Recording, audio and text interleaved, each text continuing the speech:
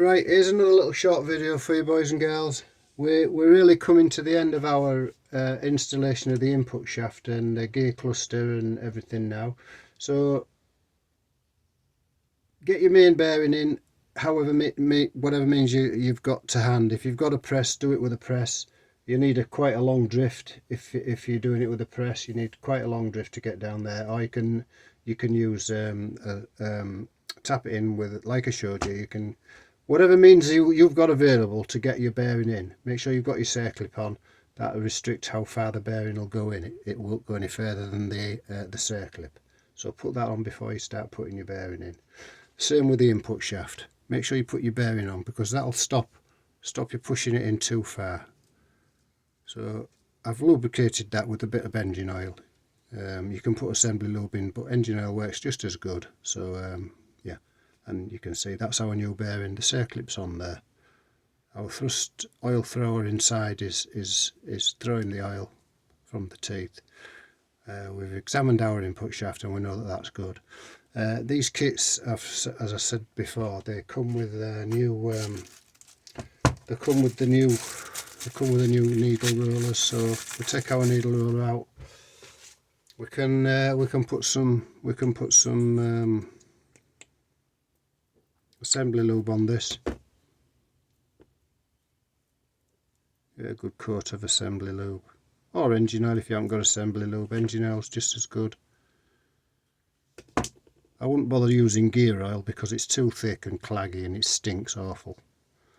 High point gear oil is not very good smell. So make sure you've lubed up your needle with assembly lube or engine oil, and that fits into the end of your input shaft like so.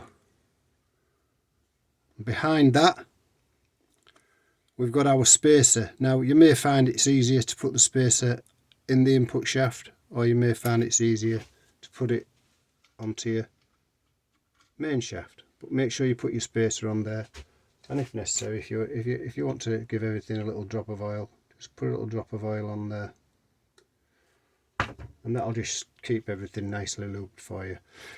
Remember, we kept this will slide, so you've got to make sure that it's not all falling out and it's not getting trapped anywhere when you're installing your main bearing. But once that's done, you can see everything's turning freely there at the moment, but not smoothly because we haven't got this one on, have we?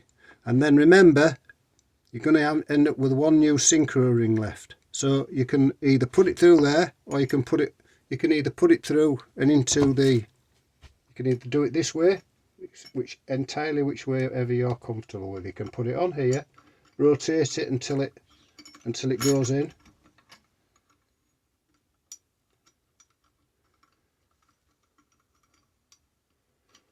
Find out the slot where it goes.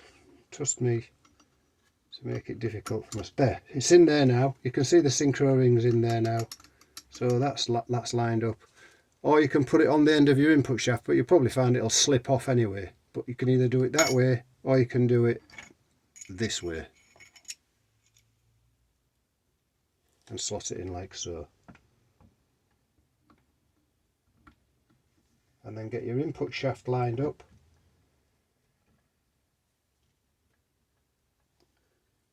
When you start tapping this bearing, in, there's two things you've got to remember. You've got to remember that this is loose, and if you a good idea would be to lower your gearbox down a little, so at least it's not sloping downwards. Get your chocks or whatever you're going to use. I'm just struggling here to get a level. It's always difficult when you're making a video, you don't know. So prop that up, and then you know that your balk ring that you've put in is not going to be snagging. That's what you've got to be careful of. That the balk ring itself, you can't see now, can you? Let me just see if I can move the camera to show you. The thing you've got to be careful of now at this very crucial stage at the end is that this balk ring that you've just slotted in does not fall out when you're tapping this in. When you're tapping this input shaft home, it's got to seat properly. So you can either turn, you could either turn your gearbox up on its end so that it's actually dropped downwards, but without rocking. Remember, the lay shaft is laid in the bottom of there. The lay shaft is laid in the bottom of there. We don't want to be disturbing the lay shaft. So you've got to push this bearing down or tap it in, whichever means you're going to use. At the same time, making sure that this bowk ring is lined up. It's not going to break. It's not going to snap. It's got to be lined up, and the cone, the synchro cone, has got to go nice and smoothly into it. So those are the two crucial things that you must remember when you're doing this, because it's quite easy to keep pressing. The bearing might be difficult to press in, and then it could be because one of these is trapped. If this is trapped, it'll break it, and then you'll have assembled all your gearbox for nothing. So that's the other thing you've got to remember. Now, I can't show you me pressing this in because I'll take you over here actually. My bearing press is down here, so it's got to be altered. I've just got nowhere to put the camera to get a camera angle on it, so that's where I'm working. It's not a professional workshop, as you've seen.